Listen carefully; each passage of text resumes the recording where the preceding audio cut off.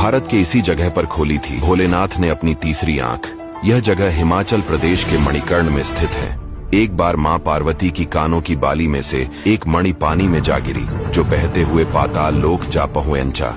भगवान शिव ने अपने गणों से मणि ढूंढने को कहा, लेकिन उन्हें मणि नहीं मिली और उन्होंने अपना तीसरा नेत्र खोल दिया। देवताओं द्वारा प्रार्थना करने पर शेषनाग ने मणि वापस कर दी, लेकिन वह इतने नाराज हुए कि उन्होंने जोर की फुंकार भरी, जिससे इस जगह पर गर्म जल की धारा फूट पड़ी। आज भी इस जगह से हमेशा गर्म पानी निकलता रहता है। इस गर्म पानी से स्नान करने से चर्म रोग, गठिया और बहुत सी बीमारियां ठीक हो जाती हैं। यहाँ पर एक गुरुद्वारा भी है, जिसमें इसी गर्म पानी से लंगर बनाया जाता है।